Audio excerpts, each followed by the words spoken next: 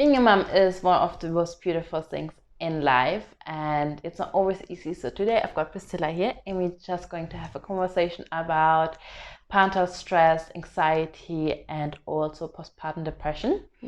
So Priscilla works in mental health, and you are a mental health nurse, is that correct? Yep, I've been qualified for a number of years now, working with different patients from children right up until older age.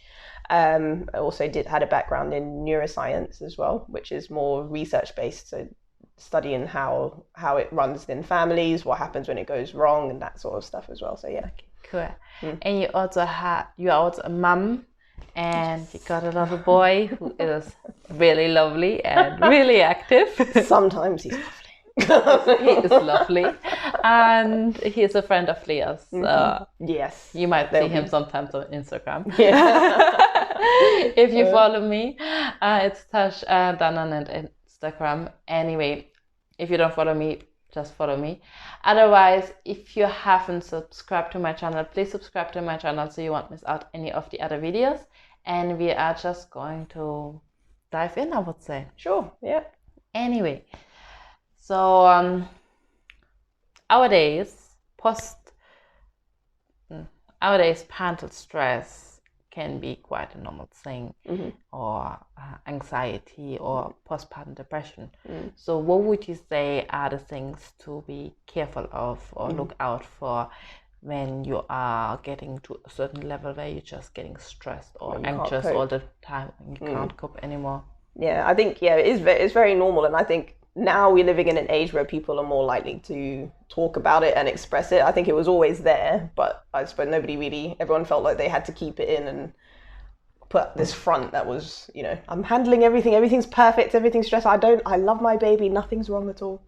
But I think it's natural as you bond with your baby to have days where you don't enjoy parenting. I mean, I don't see anyone who's going to really enjoy having poo up their back, or all over them or on the floor, or, being spat up on, the sleepless nights. You're not going to enjoy that. And I suppose that's normal. It's not going to be smooth sailing the entire way. You're going to be somewhat upset at times with your child. But I think when it gets to the point where you almost resent your child, there's those thoughts almost of not wanting to be here, or thoughts to harm your baby. Some people have quite disturbing thoughts, sometimes even maybe sexual thoughts, not that they would actually act on, but they have all these kind of strange thoughts, probably partly from hormones, but then also the sleep deprivation. And then if you're predisposed to mental health problems, so if you had, say, anxiety and depression in the past, or if you had, say, bipolar disorder, it puts you at a higher risk of getting postpartum depression and psychosis as well, which is obviously when you start to hear and see things that aren't real as well.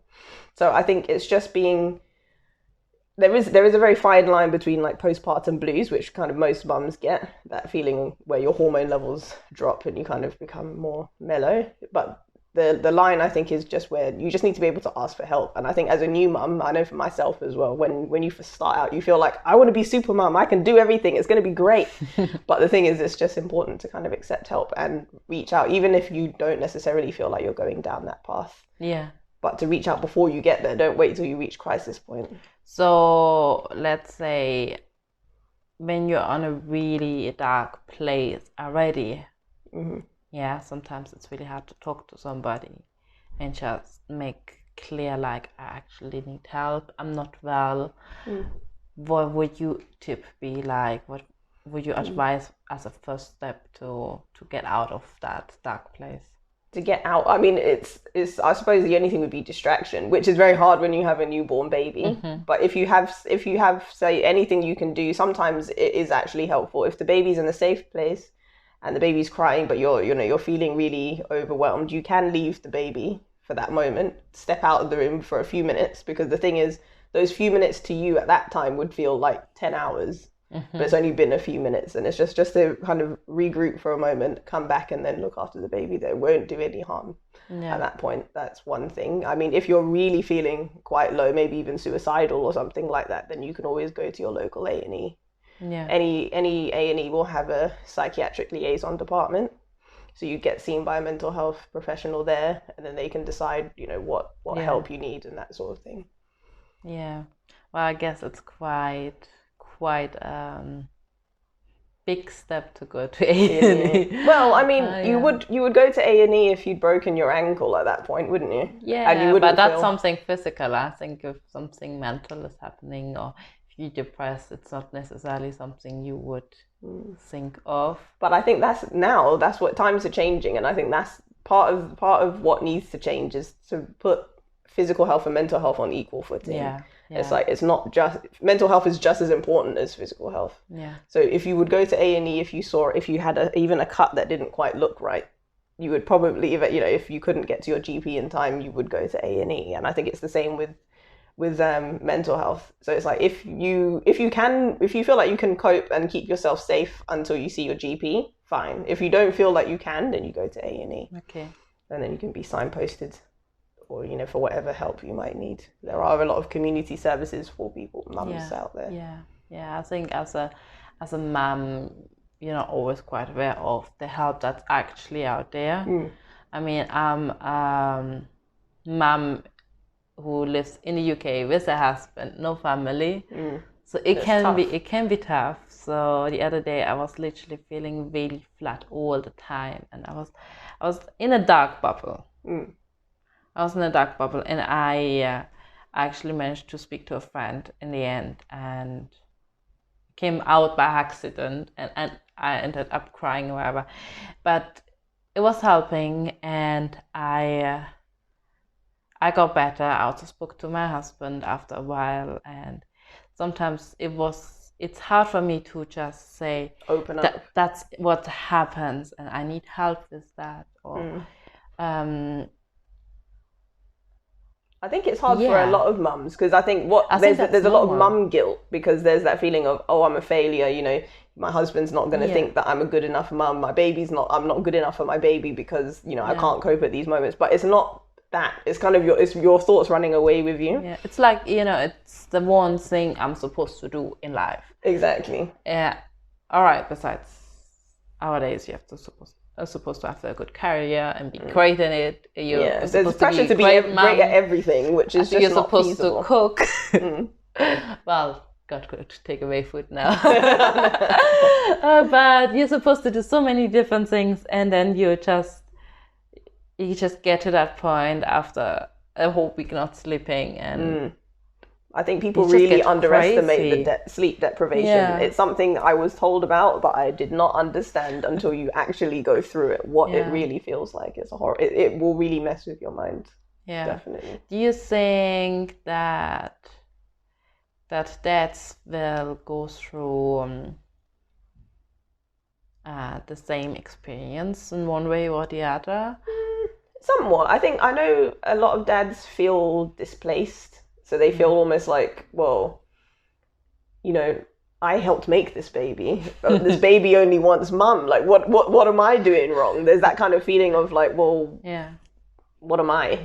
Who am I in this? When the baby only wants mum. At first, there's a lot of that you kind of get, that almost resentment.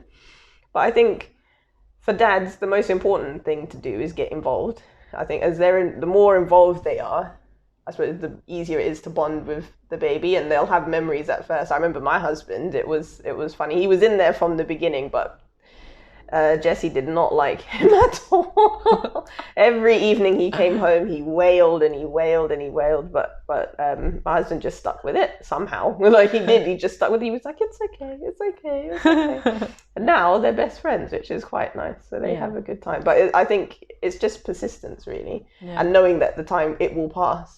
Every stage, because I feel like as parents, you're kind of watching every stage and waiting for the next stage or trying to pass the next. But even when the certain stages that are going to be more difficult than others, remember that they do pass. We've all grown up. We're not still struggling with going to sleep. Well, we might be, but not in the same sort of way. And we eat quite happily, and there's like we go to the toilet on our own without help. So, I mean, provided there's no particular physical health issues that are delaying that, then one day they will do it. My mum-in-law always says, I think in terms of breastfeeding, it makes me laugh all the time. She says, they're not going to be walking down the aisle on the boob.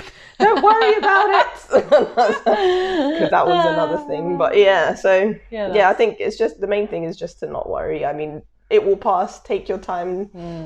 Just motherhood isn't easy, but it's rewarding. So. Yes, it's definitely. So you would say the way men mostly feel with postpartum depression would be just feeling replaced rather than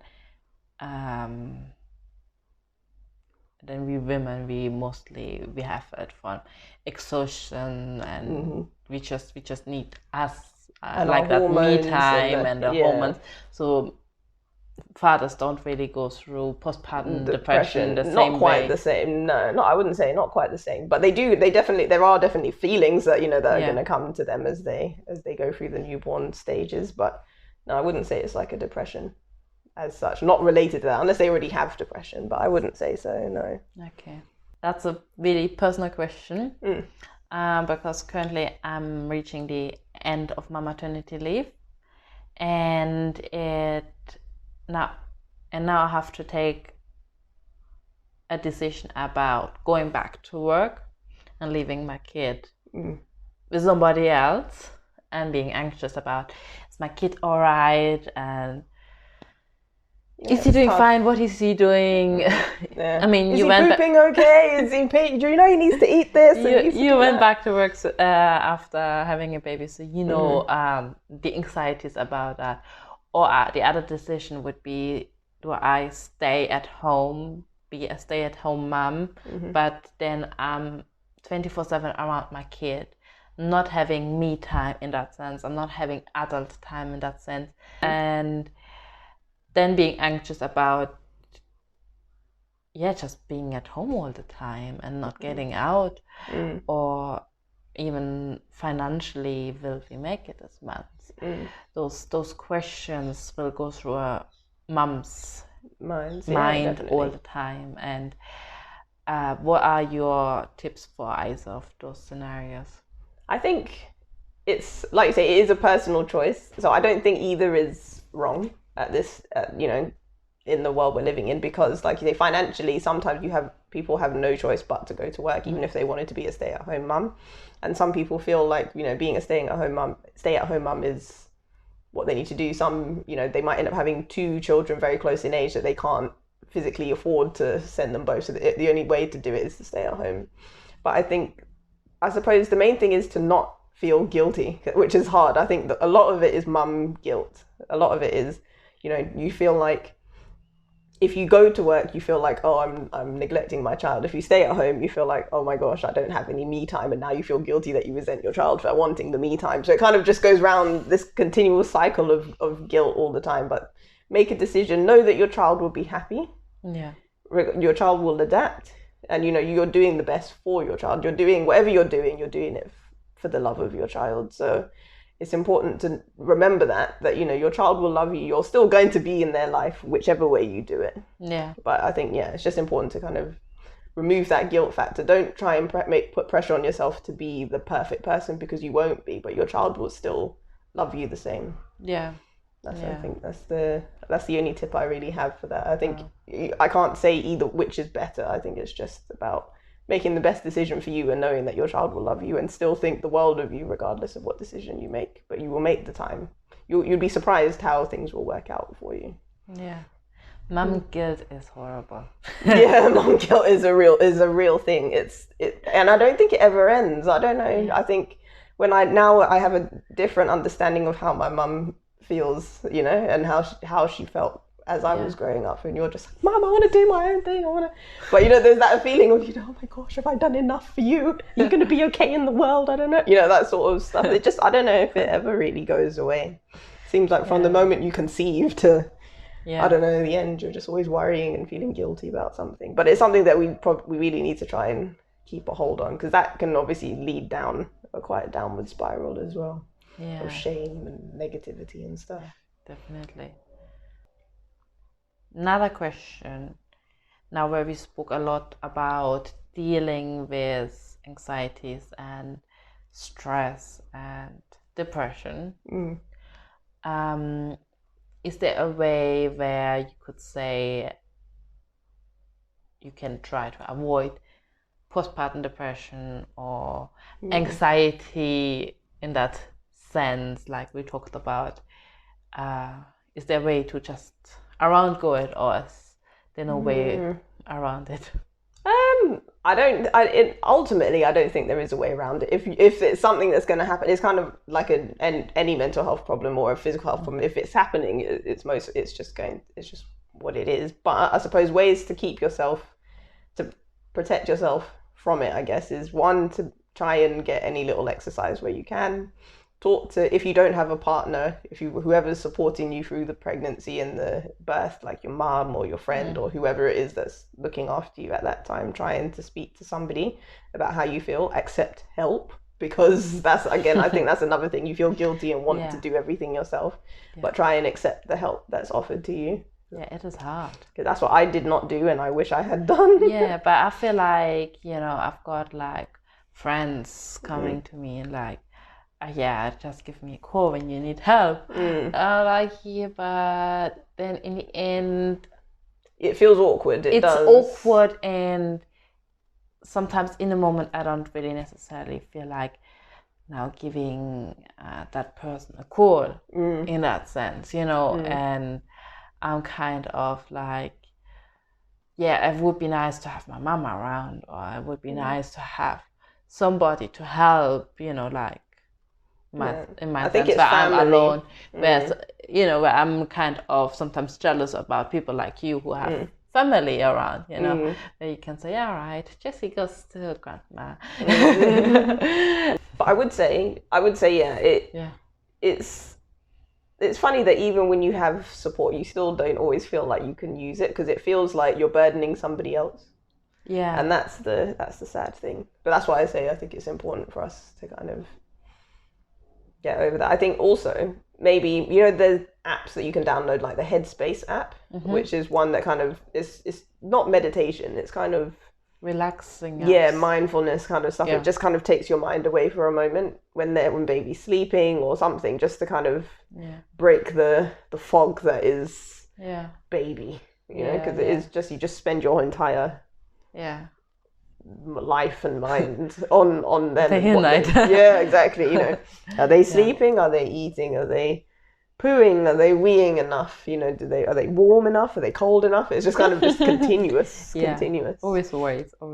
And I think one thing to remember, I don't know if you've heard the poem. Check it out, guys, if you ever. It's called "The Days Are Long, but the Years Are Short."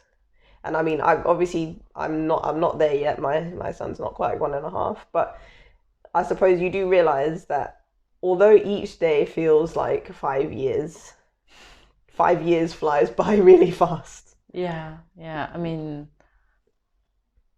Jessie is now 1.5. And I mean, you must feel like he was born yesterday. Yeah. I mean, I felt the same about Leo. So. But it felt like forever. Those first 3 months felt like 2 years ago. It was crazy. Those nights where they can't. Where you always worry, like, are they going to sleep well? Are they going to die in their sleep? Are they breathing? Those nights are horrible. That's it. The days and the nights feel long, but then the years are so short. Too short. So short. So I suppose, one day they'll be teenagers and we'll miss it all, even though we're crying about it now. Yeah, life is crazy. Anyway, to wrap it up, because Priscilla and I think we just could keep going until midnight. I think this information or this conversation was really helpful for me personally. I mentioned that I was myself on a really stressful point lately, and it was not easy for me to come out, and I think what I heard now from Priscilla was really helpful and made me feel better about me being a parent and being a mom. And I want to thank you for that, and also for your time, for joining us today. Well, if you like this video, please give me a thumbs up, and also comment down below if you have any questions regarding parental stress, anxiety, or postpartum depression. We both will try to answer your questions. And also, if you have dealt with postpartum depression or anxiety or just parental stress, like general parental stress, and you have anything that actually helped you, please comment that one down below too, so we can involve that in our next video when we do one together. And yeah, otherwise I hope, if you haven't subscribed, that you will subscribe to this video, to my channel, and I will be sharing once a week a video about just parenting and some tips and tricks I personally find useful, and how I started doing things, and take you along my personal and family journey. And I hope to see you in the next video. Until then, bye. Bye.